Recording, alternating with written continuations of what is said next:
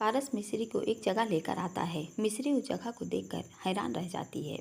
उसके सामने उसका वही घर था जहाँ वो बचपन में रहती थी। मिस्री साइड में देखती है जहाँ छोटा सा गार्डन था और उसमें बीच में एक झूला डला हुआ था। मिस्री को कुछ धुंधली धुंधली याद आती है। वो झूले पर बैठी थी और एक आदमी जो मिस्री के पिता थे उसे झूला झुला रहे थे।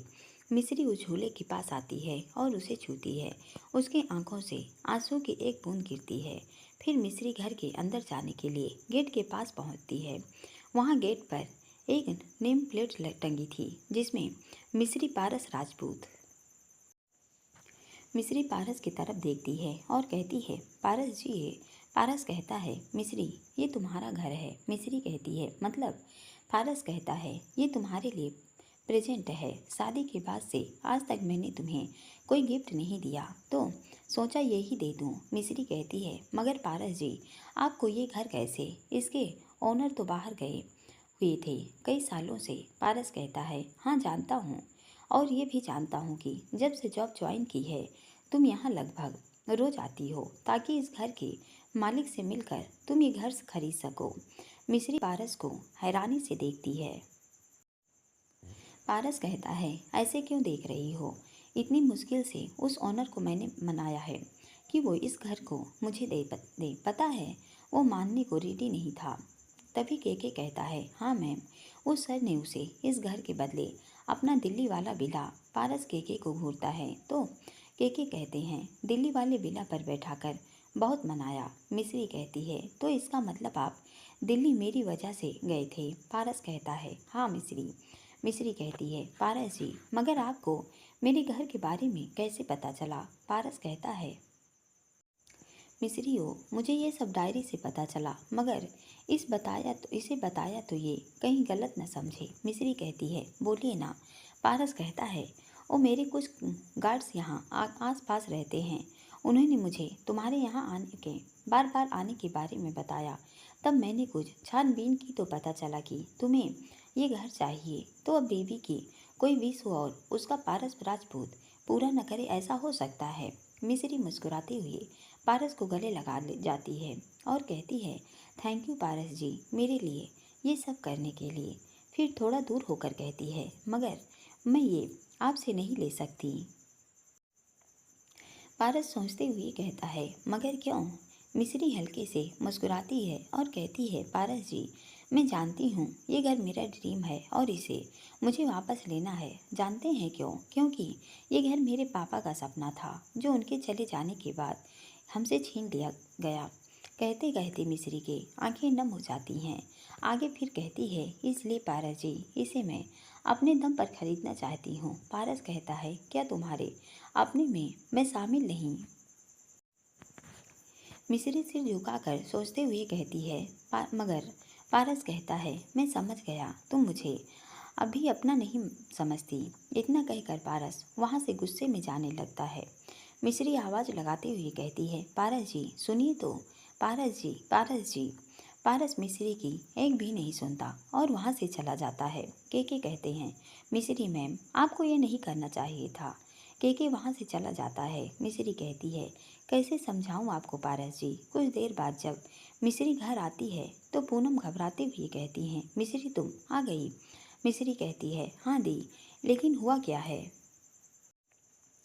आप इतनी घबराई हुई क्यों हैं? पूनम जी कहती हैं, वो माँ शायद सीढ़ियों से गिर गई हैं। मिस्री कहती है, कैसे?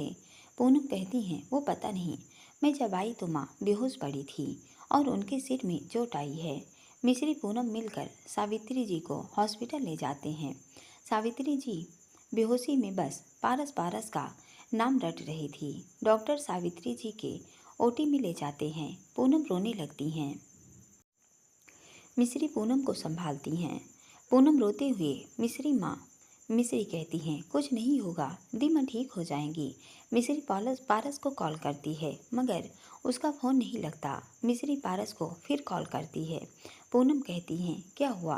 पारस का कॉल लगा? मिस्री कहती है, नहीं दी, वो कॉल नहीं उठा रहे। पूनम कहती हैं, मैं बीज जी को कॉल करती हूँ, तुम केके को कॉल करो और उससे कहो पारस को बताने से के लिए।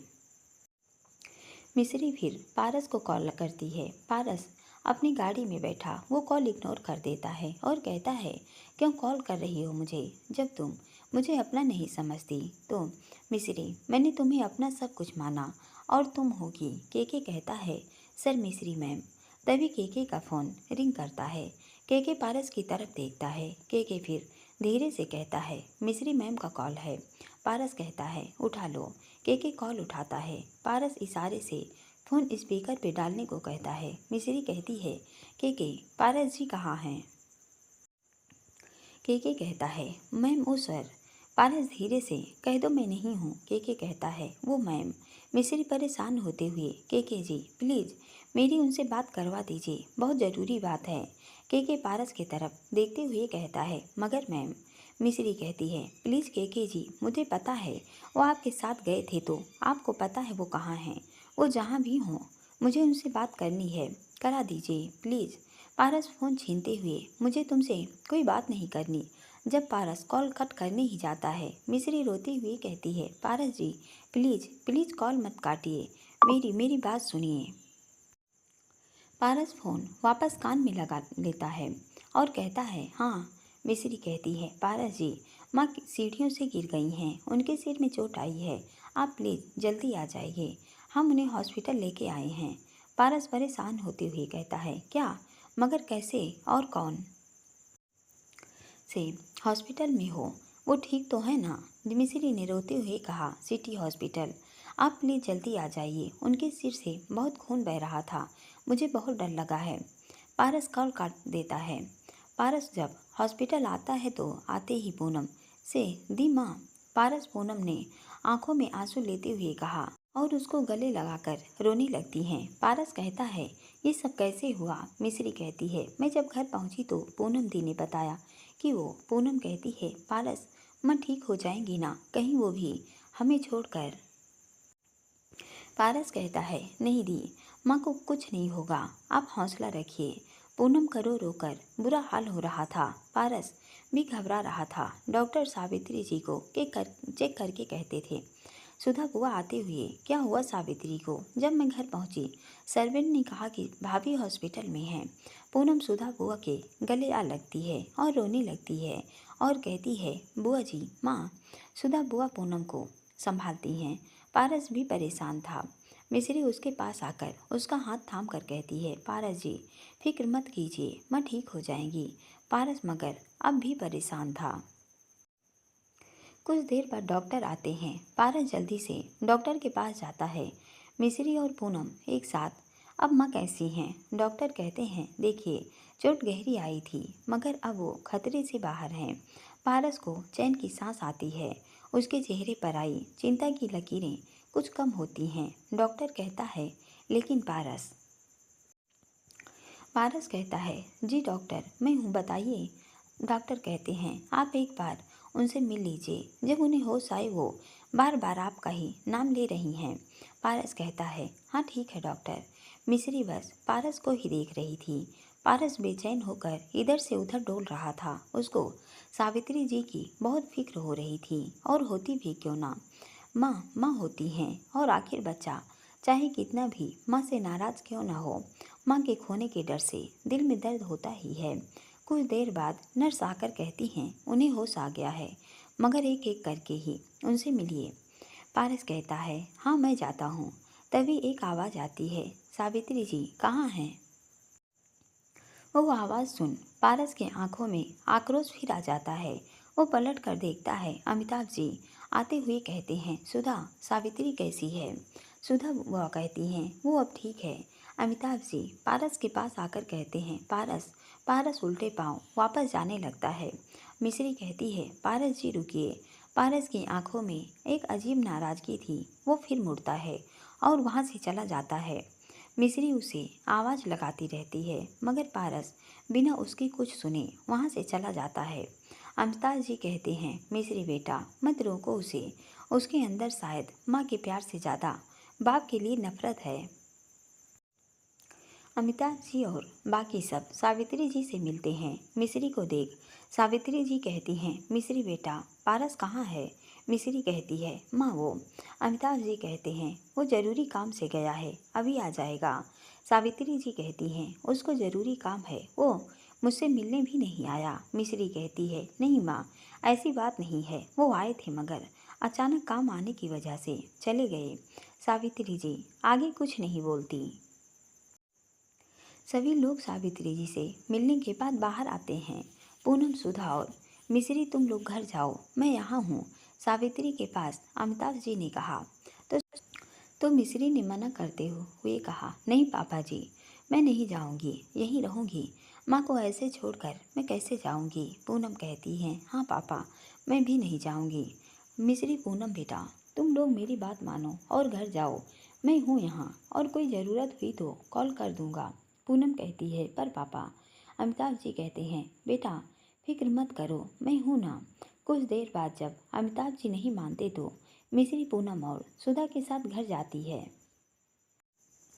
मिश्री किचन से सबके लिए पानी लाती है। सबको पानी देने के बाद कहती है, दी बुआ जी, आप लोग आराम कर लीजिए, मैं आपके लिए खाने को कुछ भेजती हूँ। आप लोगों ने अब तक कुछ नहीं खाया। पूनम कहती है, नहीं मिश्री, मुझे कुछ नहीं खाना। सुधा जी कहती हैं, हाँ बेटा, मुझे भी भूख नहीं है।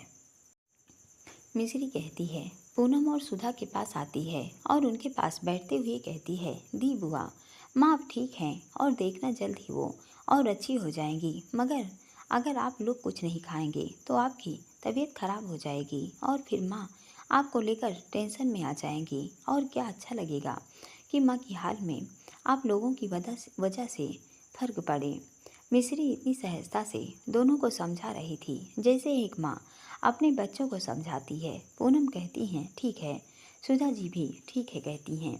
मिश्री मुस्कुराती है और जाकर किचन में खाने के लिए पराठे और आलू की सब्जी बना लाती है। सुधा बुआ और पूनम को खाना खिलाने के बाद जब वो अपने रूम में आती है तो देखती है पारस रूम में ही बैठा था। मिश्री उसे देखकर कहती है, पारस जी आप। पारस एक नज़र मिश्री की तरफ देखता है, फिर अपने लैपटॉप पर काम करने लगता है। मिश्री पारस के पास आकर कहती है, पारस जी आप वहाँ से अचानक क्यों आ गए? आपको माँ से मिलना चाहिए था। पारस कोई जवाब नहीं देता। मिश्री कहती है, पारस जी, मैं आपसे बात कर रही हूँ। पारस अब भी लैपटॉप में बिजी था। मिश्री कहती है, पारस जी, मैं आपसे कुछ पूछ रही हूँ। पारस अब भी कोई जवाब नहीं देता और लैपटॉप बंद करके उसे उठाकर वहाँ से जाने लगता है। मिश्री उसके बाजू को पकड़ती है। आपको क्या हुआ हो गया? आपको जरा भी फिक्र नहीं अपनी माँ की? वो होश में आते ही सिर्फ आपको ढूंढ रही थी, उन्हें आपसे मिलना था और आप होगी यहाँ आ गए। पारस कहता है, क्योंकि मेरा मन। और तुम कौन होती हो मुझे समझाने वाली? मिश्री कहती है, पारस जी, आप हमारे बीच की बात माँ के मैटर पर मत लाइए। पारस कहता है, तो तुम मेरे और माँ के मैटर के बीच में मत आओ। तुम इसे दूर जितना रहोगी उतना अच्छा होगा। इतना कहकर पारस चला जाता है। मिश्री ने खुद से कहा, मैं आपके मैटर में ना आऊँ, क्या मैं आपकी कुछ भी नहीं। रात हो चुकी थी। मिश्री हॉस्पिटल खाना लेकर जाती है। वो सावित्री जी के पास बैठते हुए कहती है, माँ देखिए क्या है आपके लिए सूप। सावित्री जी कहती हैं, मिश्री, पारस नहीं आया क्या? मिश्री ने नजरें चुराते हुए कहा, माँ वो पारस जी अभी भी मीटिंग में है। सावित्री जी ने आंखों में नमी लेते हुए कहा, हाँ जानती हूँ, वो अपनी माँ से इतना नाराज़ है कि वो उनको मरते हुए भी देख ले तब भी ना आए। फिर तो ये चोट है, मगर मेरी भी क्या गलती है? मैंने बस उसने अपने उस पति को माफ़ कर दिया जिनकी कोई गलती नहीं थी। मिश्री कहती है, माँ ऐसी कोई बात नहीं है। आपके बारे में सुनने के बाद वो भागते हुए आए थे और जब तक डॉक्टर ने ये नहीं कह दिया कि आप ठीक हैं, वो कहीं नहीं गए, यहीं खड़े रहे। सावित्री जी के आंखों में उदासी और नमी दोनों थी। तभी अमिताभ जी आते हुए कहते हैं, मिश्री, सावित्री को कल डिस्चार्ज कर देंगे। मिश्री कहती है, ठीक है पापा जी, लेकिन अब आप घर जाइए, आप सुबह से यहीं हैं, थोड़ा आराम कर लीजिए। अमिताभ जी कहते हैं, नहीं बेटा, मैं इसे छोड़कर कहीं नहीं जाऊंगा। मिश्री कहती है, पापा जी प्लीज़ चले जाइए, आप थक गए होंगे। और अमिताभ जी तब भी नहीं मानते। आखिरकार मिश्री को ही हार माननी पड़ती है। सावित्री जी और अमिताभ जी को खाना खिलाकर वो घर वापस आ जाती है। पारस सारी रात घर वापस नहीं आता है। सुबह जब पारस घर आता है तो मिस्री उससे कहती है, पारस जी आप कहाँ थे अब तक? पारस सीढ़ियों की तरफ बिना कुछ कहे जाने लगता है। मिस्री उसके पीछे आते हुए कहती है, पता है माँ बस आपको पूछ रही हैं। आप एक बार मिल लीजिए न उनसे। पारस अब भी सीढ़ियों पर बस चढ़ रहा था। मिस्री उसका हाथ पकड़ती है और उसे रोकते हुए कहती है, पारस जी अब क्या आपके पास एक भी शब्द नहीं है क्या मेरे लिए? पारस मिस्री की तरफ देखता है और कहता है, मिस्री माँ। तभी अमिताभ जी सावित्री जी का हाथ पकड़कर अंदर लेकर आते हुए दिखाई देते हैं। पारस को कहीं और देखता हुआ देख मिस्री कहती है, माँ। मिस्री सावित्री के पास आती है और उसका हाथ थामे उन्हें अंदर लाती है। पूनम सावित्री जी के पास बैठकर कहती हैं, आप ठीक हो ना? सावित्री जी हाँ में सर हिला देती हैं। मिस्री सावित्री जी के लिए पानी लेकर आती है और पानी देती है। तभी मिस्री की नज़र पारस पर पड़ती है। मिस्री कहती है, पारस जी। सावित्री जी और सभी उनकी तरफ देखते हैं। पारस सबको अपनी तरफ देखता देख वापस सीढ़ियों से जाने लगता है। मिस्री इस बार फुल गुस्से में कहती है, रुकिए रुकिए पारस जी। पारस रुकता है। मिस्री तेज कदमों से चलते हुए पारस के पास जाती है और उसका हाथ पकड़ खींचते हुए सावित्री जी के सामने लाकर खड़ी कर देती है और कहती है, देख रहे हो इन्हें, ये आपकी माँ हैं और ये अभी अभी हॉस्पिटल से आई हैं। आपका एक भी हक नहीं बनता कि आप इनसे इनका हाल चाल पूछ लें। पारस गुस्से से मिस्री की तरफ देखते हुए कहता है, नहीं नहीं नहीं बनता। और क्यों देखूं मैं इनकी तरफ? जब इन्हें मेरा साथ देना था तब ये इनके अमिताभ जी को एक नज़र देखते हुए साइड चली गईं। इनके दिए दर्द और हर तकलीफ भुलाकर इन्हें बेटे से ज़्यादा इनका सिंदूर प्यारा था। तो रहे इनके साथ। मिस्री भी फुल गुस्से से, अच्छा और जब आपको ये दर्द ये तकलीफ मिल रही थी तब तब आपके साथ कौन था? आपका हाथ किसने थामा था? इन्हीं ने ना। उसे कैसे भूल जाएंगे आप? पारस कहता है, मिस्री तुम कुछ नहीं जानती इसलिए बीच में मत बोलो। इतना कहकर पारस जाने लगता है। मिस्री फिर कहती है, मैं सब जानती हूँ, आपकी नाराज़गी का कारण भी और पापा के जाने का कारण भी। अमिताभ जी कहते हैं, मिस्री नहीं। मिस्री कहती है, सॉरी पापा जी अब नहीं। इन्हें भी पता लगना चाहिए कि आखिर सच क्या है। आखिर क्यों आप इन्हें छोड़ कर गए? पारस मिस्री की तरफ देखते हुए, सच?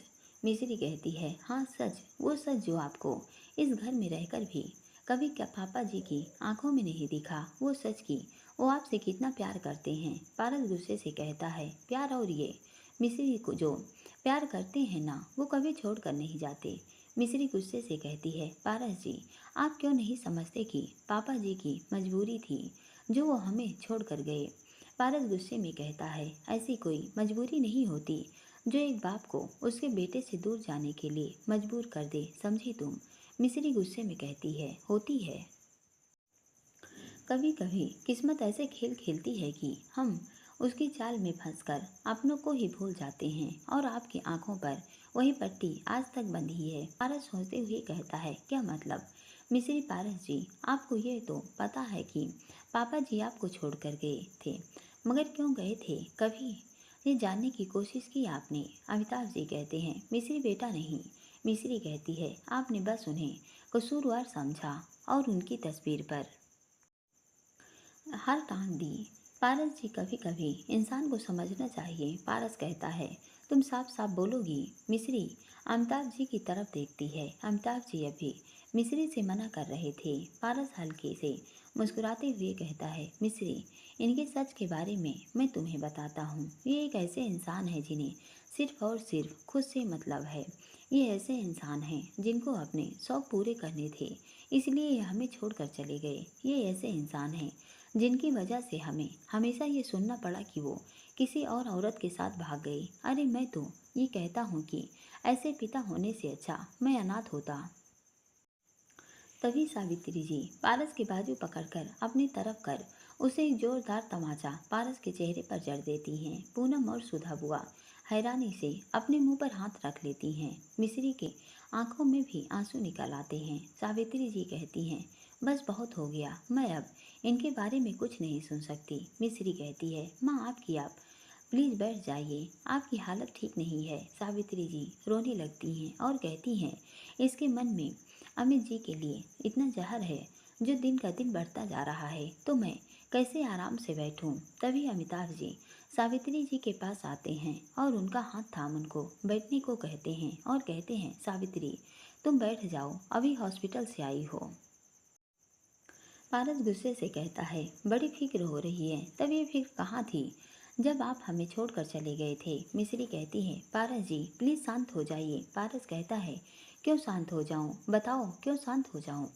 मिश्री से अब रहा नहीं जाता, वो अमिताभ जी के पास जाती है और कहती है, पापा जी मुझे माफ़ कर देना, और उनकी कैप हटाते हुए कहती है, पारस जी ये है पापा जी के जाने की वजह।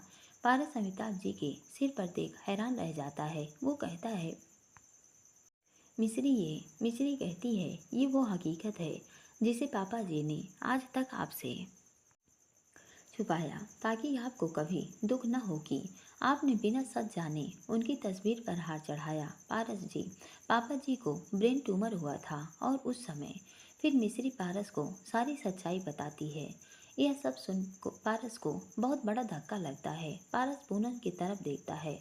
पूनम की आंखों से आंसू गिर रहे थे।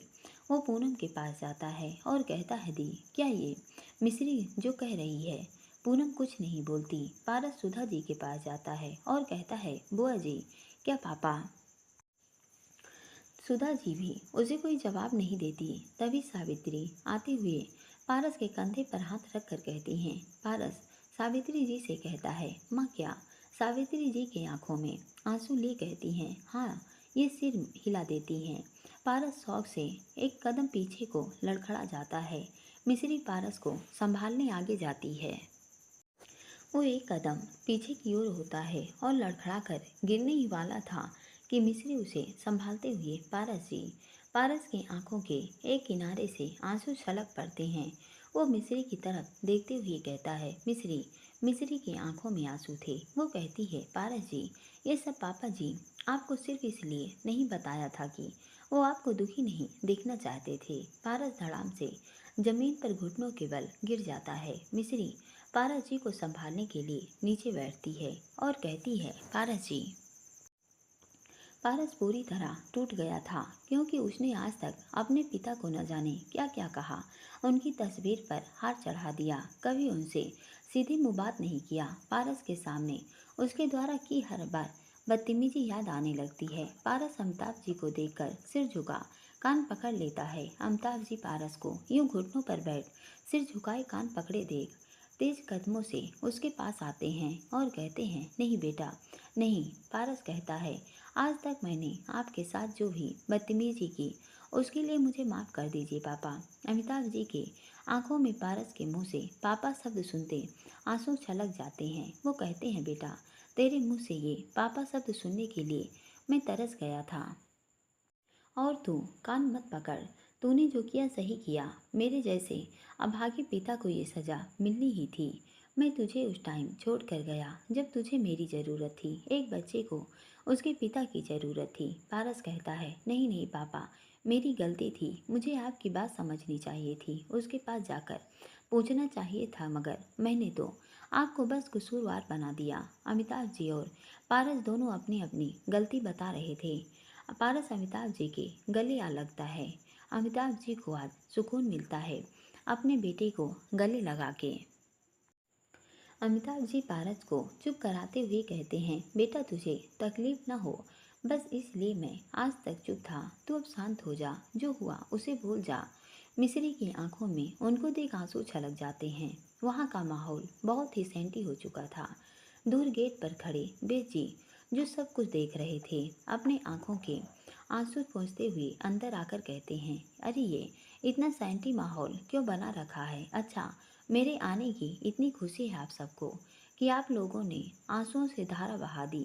तभी पूनम ने तवा कहते हुए कहा, खुशी नहीं दुख है आपके आने का, इसलिए आंसू निकल गए कि आप क्यों यहाँ आ गए।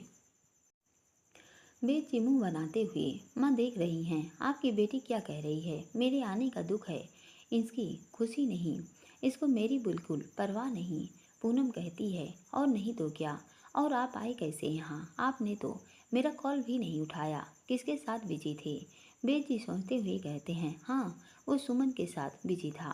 पूनम कहती है, क्या सुमन के साथ बिजी थे? ये सुमन कौन है? हाँ देखो, मेरे अलावा किसी और की तरफ देखा भी ना तो।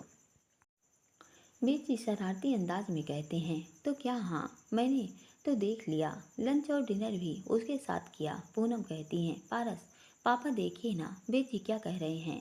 पारस अमिताभ जी के कान में कुछ कहता है और फिर दोनों हंसने लगते हैं। पूनम कहती हैं, पापा, दोनों ये क्या खुसुर खुसुर कर रहे हैं और आप लोग हंस रहे हैं? बेद जी किसी और के साथ लंच डिनर कर रहे हैं।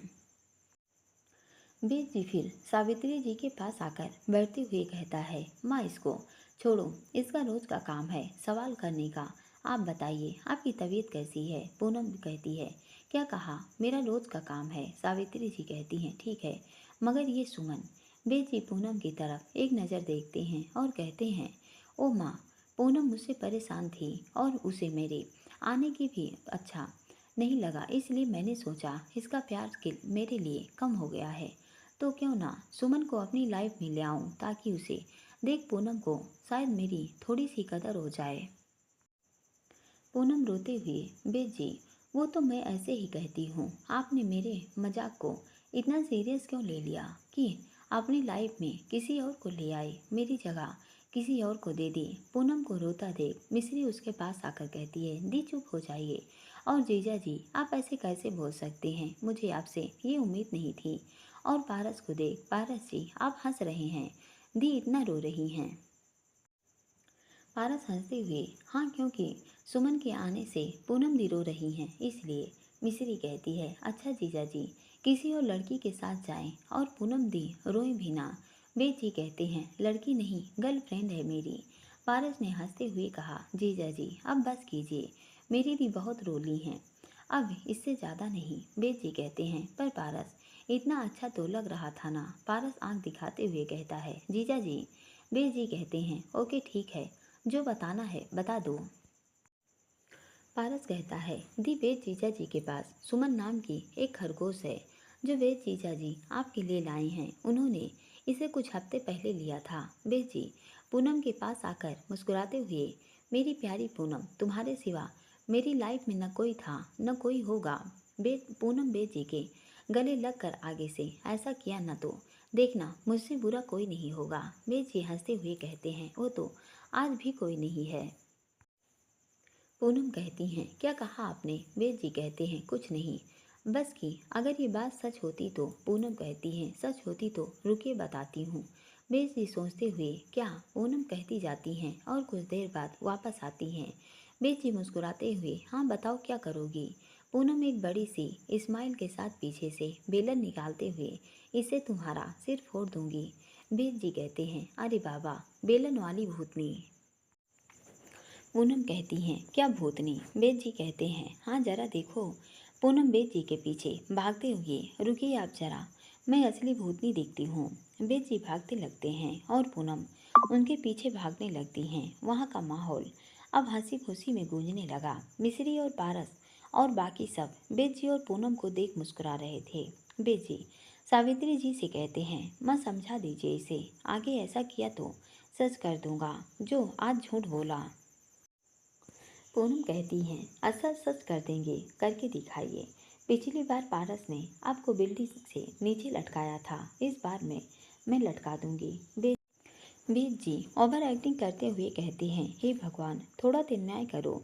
यहाँ एक बीबी अपने पति को उल्टा लटकाने की बात कर रही है। पारस हंसते हुए, वैसे जीजा जी आप वापस क्यों आ गए? जीजा जी कहते हैं, ओ मैं तुमसे एक बहुत इम्पोर्टेंट बात करने आया था, जो फ़ोन पर नहीं हो सकती। पारस, और वो क्या? बेन जी कहते हैं, ये कि अब बस करो, और कितनी सज़ा दोगे मुझे? प्लीज़ मुझे यहीं रहने दो, अब मुझे मेरी बीवी से दूर नहीं रहना। पूनम कहती है, पारस इनको वापस भेज दो, पहले तूने सज़ा दी थी, अब मेरी तरफ से इन्हें फिर सज़ा दे दो। पारस कहता है, जीजा जी। बेद जी कहते हैं, पारस देख, पूनम तुम्हारी दी है तो मैं भी जीजा हूँ तुम्हारा, इतनी ना इंसाफी अच्छी नहीं, मुझे यही रहने दो। पारस हंसते हुए, जीजा जी ठीक है, आप यहीं रहिए खुश। बेद जी पारस के गले लग जाते हैं कि वो हल्के से पीछे हटकर कहता है, लेकिन एक शर्त है, वेद जी कहते हैं। शर्त? कैसी शर्त? पारस कहता है, वो मैं बाद में बताऊंगा। पारस को देख वेद जी कहते हैं, पक्का ये मुझे कोई नया टास्क देगा। बेटा वेद रेडी रहे। पारस को किसी का कॉल आता है तो वो चला जाता है।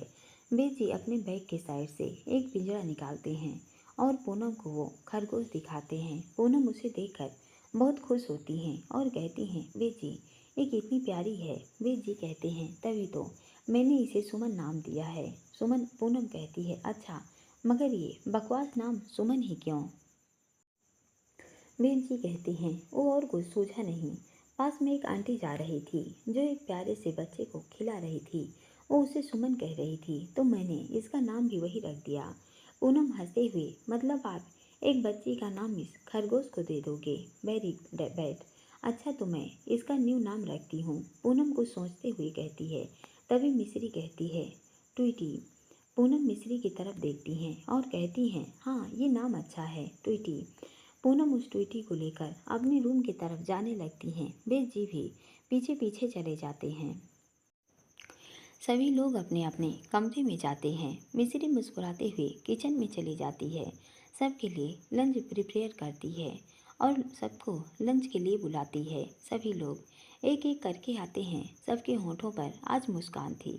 मिश्री सबको खाना सर्व करती है। सभी लोग हंसी खुनी खाना खा रहे थे। अमिताभ जी अपने हाथों से एक निवाला तोड़कर पारस की तरफ बढ़ाते हुए कहते हैं, बेटा याद है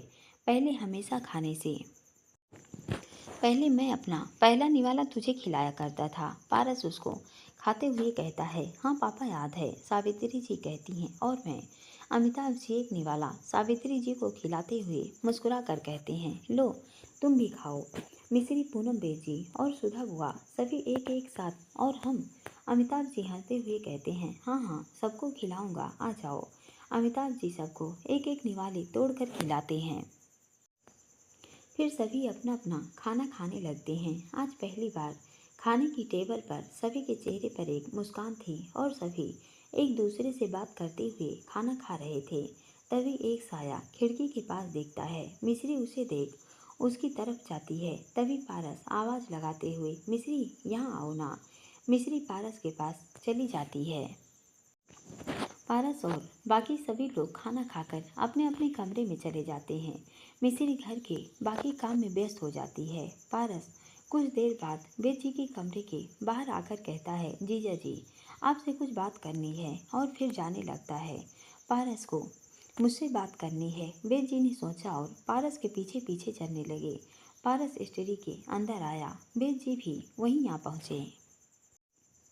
पारस वहाँ बड़े से सोफे पर फुल स्टाइल में बैठते हुए सामने के चेयर पर बैठने का इशारा करते हुए बोला, जीजा जी आपसे मैंने जो शर्त रखी थी उसे बताने का समय आ गया है। वेद जी डरते हुए बैठते हैं और मन में कहते हैं, अब ये मुझ पर नया बम फोड़ने वाला है, हे भगवान प्लीज़ बचा लेना। फिर अपने मन के भावों को कंट्रोल करते हुए कहता है, हाँ पारस बोलो। पारस कहता है, बताऊंगा मगर आपको प्रॉमिस करना होगा, ये बात सिर्फ हमारे बीच रहेगी। वेद जी कहते हैं, ओके। पारस कहता है, जीजा जी अपने और दी ने लव मैरिज की थी, राइट? वेद जी कहते हैं, हाँ। तुम्हें कोई शक है क्या? पारस कहता है, तो आपने मेरा मतलब इधर उधर देखते हुए आपने। वेद जी देखते हैं पारस पहली बार नर्वस है। वो अपनी बात क्लियर नहीं कर पा रहा और अपने हाथों को ऐसे मल रहा है जैसे इंटरव्यू देने बैठा हो। वेद जी कहते हैं, ये तुम इतना। पारस कहता है, जीजा जी वो। वेद जी कहते हैं, हाँ बोलो। पारस कहता है, वो जीजा जी मुझे मिश्री को। वेद जी कहते हैं, मिश्री को क्या? पारस कहता है, मुझे मुझे मिश्री को प्रपोज करना है, मगर जब चाहता हूँ प्रपोज करना कर ही नहीं पाता। वेद जी की आंखें खुली की खुली रह गई। वो अपने कान में उंगली डालकर हिलाते हुए कहता है, क्या कहा जरा दोबारा कहना, मैंने सुना नहीं। पारस घूर कर देखता है तो वेद जी, अच्छा तो तुम्हें मिश्री को प्रपोज करना है? पारस कहता है, हाँ, और उसमें आपकी हेल्प चाहिए। वेद जी कहते हैं, मगर वो तो तुम अकेले भी कर सकते हो, आखिर तुम पारस राजपूत हो। वेद जी ने पारस के स्टाइल में कहा। पारस उठता है और गुस्से में जाने लगता है और कहता है, आपसे बात करना बेकार है। बेजी पारस का हाथ पकड़कर कहते हैं, अच्छा ठीक है, अब कुछ नहीं बोलूँगा, बताओ क्या प्रॉब्लम है। पारस वापस बैठते हुए, हाँ तो बात यह है कि कई बार ट्राई किया उसको अपने दिल की बात बताने का, मगर जब बोलने जाता हूँ नहीं बोल पाता हूँ। बाद में ट्रूथ और डेयर के गेम में मिस्री की बातों से पता चला उसे एक ग्रैंड तरीके से प्रपोजल चाहिए। बेजी सोचते हुए कहते हैं, अच्छा तो क्या प्रॉब्लम है, कर दो प्रपोज, कुछ ऐसा करके जो उसे बहुत पसंद आए। पारस कहता है, आपको क्या लगता है ये ट्राई नहीं किया? मैंने मिस्री को उसके सपने का घर खरीद कर दिया, मगर उसने उसे लेने से ही मना कर दिया। मैंने उसे कहा कि क्या हो मुझे अपना नहीं समझती, तो उसने तब ही उनसे नहीं लिया। बेद जी कहते हैं, अच्छा ये बात है, नॉर्मली लड़कियां गिफ्ट से मान जाती हैं, मगर मिस्री उनमें से नहीं है। अच्छा जब उसने मना किया तब तुमने क्या किया? पारस ताव में कहता है, क्या करता, गुस्से में वहाँ से चला आया। बेद जी अपना सिर पीटते हुए कहते हैं, वाह पारस राजपूत एक लड़की को अकेले छोड़ आए, ऐसी लड़की को प्रपोज करोगे? पारस कहता है, इसलिए तो आपकी हेल्प मांग रहा हूँ, आज तक कभी किसी को प्रपोज नहीं किया। बेद जी कहते हैं, अच्छा और जो कीर्ति बोलते बोलते चुप हो जाते हैं। पारस के चेहरे के भाव बदल गए। बेद जी कहते हैं, पारस सॉरी। पारस कहता है, इट्स ओके जीजा जी, अब मुझे सीखना होगा उस दर्द को छुपाना। बेद जी कहते हैं, हाँ वैसे तुम कीर्ति के बारे में मिस्री को बताओगे? पारस कहता है, नहीं जीजा जी, पता नहीं वो जानकर कि मेरी लाइफ में कोई और लड़की थी, मैं उससे प्यार करता था, न जाने उसका रिएक्शन कैसा होगा, और पता नहीं उसे मेरे प्यार पर फिर भरोसा होगा या नहीं। बेद जी कहते हैं, मुझे लगता नहीं कि मिस्री को इससे कोई प्रॉब्लम होगी, वो तुम्हारी पास्ट थी और मिस्री तुम्हारा प्रेजेंट, और तुम उसे नहीं भूले, वो ही तुम्हें छोड़कर इस दुनिया से चली गई। पारस की आंखें थोड़ी नम हो गई थी। उसकी आंखों के सामने कीर्ति का फेस आ जाता है। बेद जी पारस के हाथ पर हाथ रखकर कहते हैं, मगर तुम नहीं बताना चाहते तो मत बताओ। पारस कहता है, हाँ। बेद जी कहते हैं, अच्छा तो अब क्या सोच रहे हो?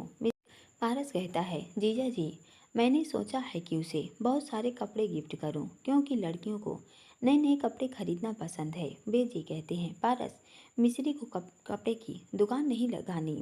पारस आगे कहता है, तो फिर बहुत सारी ज्वेलरी। बेद जी कहते हैं, ये भी नहीं।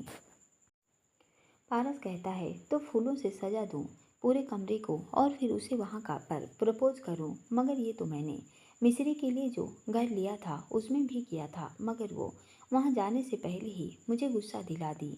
बेद जी कहते हैं, पारस ये लव है, यहाँ गुस्से का काम नहीं लेना है।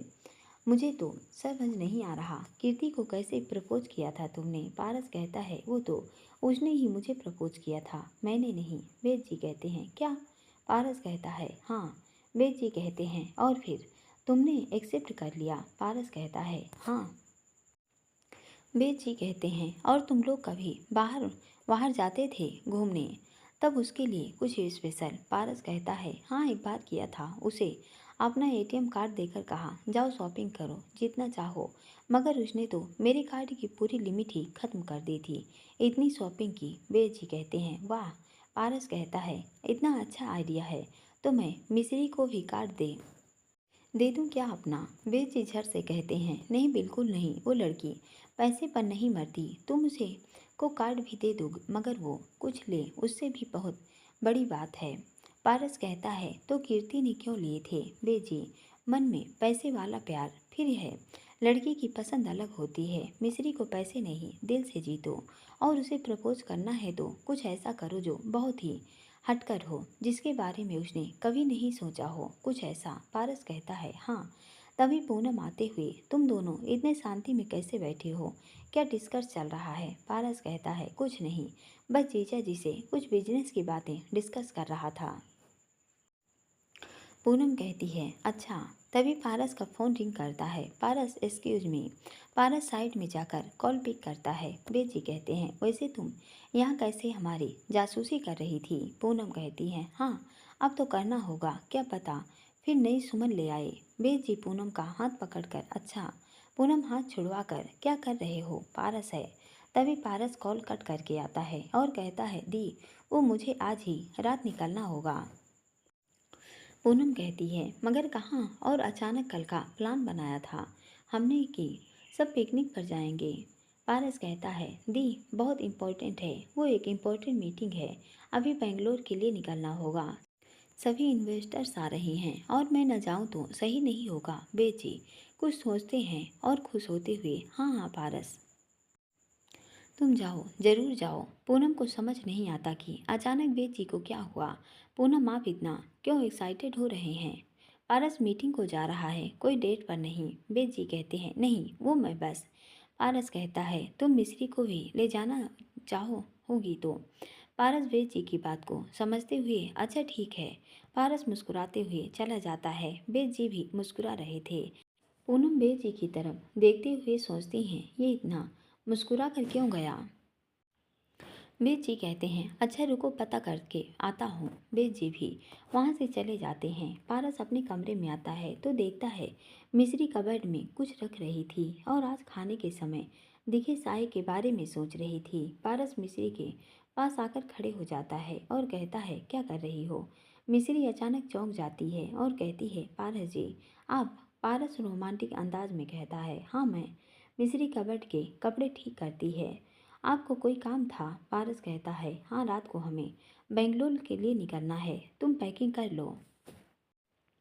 मिस्री कहती है, बंगलोर? मगर हमने तो सोच रहा कल हम सभी फैमिली पिकनिक पर जाएंगे। पारस कहता है, हाँ तो फिर कभी चलेंगे, अब सब छोड़ो और पैकिंग कर लो। ओके बाय, शाम को मिलते हैं। इतना कहकर पारस चला जाता है। मिस्री बड़बड़ाते हुए कहती है, ये मिस्टर खड़ूस भी ना अचानक से प्लान बना लेते हैं और आके ऑर्डर देते हैं। अब मैं इतनी जल्दी सब पैकिंग कैसे करूं? शाम तो होने वाली है। फिर खुद को समझाते हुए, चल मिस्री तुझे पैकिंग तो करनी होगी। मिस्री अपनी कमर में साड़ी का पल्ला घुसाकर अपने बालों का जोड़ा बनाती है और कबर्ड के ऊपर से बैग से निकालने लगती है। तभी बैग के साथ साथ कई तस्वीरें नीचे गिरती हैं। मिस्री पर तस्वीरों की बारिश होने लगती है। मिस्री उन तस्वीरों को उठाते हुए, ये भी कोई जगह है इन तस्वीरों को रखने की। वो एक एक करके उन तस्वीरों को उठा रही थी। मिस्री की नज़र जब एक तस्वीर पर पड़ती है तो वो कहती है, अरे ये तो लगता है पारस जी की पुरानी तस्वीर है। मिस्री उन सभी तस्वीरों को पलट कर देखने लगती है। मिस्री उन तस्वीरों को देख ही रही थी कि अचानक पारस आते हुए उसके हाथ से तस्वीरें ले लेता है और कहता है, मिस्री ये मेरी कुछ पर्सनल तस्वीरें हैं, तुम प्लीज़ इसे मत देखो। मिस्री कहती है, मगर क्यों? पारस कहता है, वो मैं इसमें बहुत गंदा दिखता हूँ इसलिए। मिस्री कहती है, अच्छा मगर मुझे तो बहुत क्यूट लग रहे थे। पारस रोमांटिक अंदाज में कहता है, अच्छा क्यूट तो तुम भी लग रही हो, यूं उलझी जुल्फों को बिखरे हुए जूड़ा बनाए हुए। मिस्री शर्म से नजरें झुका लेती है। तभी मिस्री का फ़ोन रिंग करता है। मिस्री अपने फ़ोन टेबल से उठाती है और उस पर बात करने लगती है। पारस वहाँ से सारी तस्वीरें उठाता है और उन्हें देखते हुए उसमें से एक तस्वीर देखते हुए, कीर्ति मैं तुम्हारी सच्चाई मिस्री को नहीं बता सकता, इसलिए अब तुम्हारी याद की मुझसे दूर जाना होगा। उन्हें अपनी पैंट की पॉकेट में रख लेता है और वहाँ से चला जाता है। मिस्री कॉल पर बात करके जब पलट कर देखती है तो पारस वहाँ नहीं था। मिस्री कहती है, अब ये कहाँ चले गए? चलो छोड़ो, मैं अपना काम कर लूँ। रात में पारस जब घर आता है तो मिस्री पूरी तरह रेडी थी। उसने पारस का सारा सामान पैक कर दिया था। पारस मुस्कुराते हुए कहता है, तुम रेडी हो गई? मिस्री कहती है, जी बताइए कैसी लग रही हूँ? पारस मन में, बहुत सुंदर, फिर सामने से, ठीक लग रही हूँ। अच्छा मेरे कपड़े निकाल दो, मैं तब तक फ्रेश होकर आता हूँ। मिस्री मुंह बनाकर एक तारीफ करते नहीं बस काम बता देते हैं। फिर पारस के कपड़े निकाल कर उसे बेड पर रख कर वहाँ से मुंह बनाकर चली जाती है। कुछ देर बाद पारस आता है और अपने कपड़े लेकर कहाँ गई? फिर कपड़े उठाकर तैयार होकर बाहर नीचे आता है। मिस्री और पारस बाहर जा रहे थे कि मिस्री कहती है, रुकिए पारस जी एक मिनट, मेरा पर्स रह गया। पारस कहता है, मिस्री कहती है, बस एक मिनट ना। मिस्री जाती है और रूम में अपना पर्स लेकर बाहर आती है। कुछ देर बाद पारस और मिस्री कार में आकर बैठते हैं। जॉन गाड़ी में सामान रखता है। वेद जी कार के डोर के पास आकर धीरे से कहते हैं, पारस, बेंगलोर से मिस्री को अपना बना कर वापस आना। मिस्री को कैसे प्रपोज करना है उसका इंतजाम मैंने होटल में करवा दिया है और पूरा प्लान मैंने मैनेज कर दिया है। और हाँ, मीटिंग ओवर होने के बाद का सारा प्लान है। सो तब तक इतनी हिम्मत जुटा लेना कि मिस्री को वो 3 मैजिकल वर्ड्स कह सको। पारस, वेद जी के आप फिक्र मत करिए, मैं बोल दूंगा, इतना भी बेकार नहीं हूँ मैं। वेद जी कहते हैं, ओके ठीक है। मिस्री पूनम से, दी आप अपना और सबका ध्यान रखिएगा। पूनम कहती हैं, हाँ ठीक है, मगर पारस सिर्फ मीटिंग मत करना, जब साथ जा रहे हो तुम दोनों तो थोड़ा घूम भी लेना। वैसे तो कहीं जाते नहीं हो अकेले। पारस कहता है, ओके दी, अब जाएं। पूनम कहती हैं, ओके। कार स्टार्ट होती है। पारस फोन में वेद जी के भेजे प्लान को देख रहा था। मिस्री पारस को देख पारस से, आप हमें क्यों साथ ले जा रहे हैं? मेरा वहाँ कोई काम तो है नहीं। पारस कहता है, क्योंकि मैं अकेले वहाँ बोर हो जाऊँगा इसलिए। मिस्री कहती है, आप और अकेले, मेरी सौतन होगी ना आपके साथ? पारस कहता है, क्या सौतन? मिस्री कहती है, हाँ ये आपका फ़ोन। पारस हंसते हुए कहता है, ये सौतन है तुम्हारी? मिस्री कहती है, और नहीं तो क्या, मैं सामने हूँ और आप फ़ोन में देख रहे हैं। पारस फ़ोन साइड में रखते हुए कहता है, ओके ठीक है, फ़ोन रख देता हूँ। अब खुश? मिस्री कहती है, हाँ। मिस्री पारस की बाजू पकड़ उस पर सिर रखते हुए बातें करने लगती है। पारस भी मिस्री की बातों में बिजी था। तभी किरण का कॉल आता है। मिस्री किरण से बात करने में बिजी हो जाती है। पारस मिस्री को देख बड़बड़ाते हुए कहता है, अभी मुझे कह रही थी, अब खुद देखो फ़ोन में लगी है।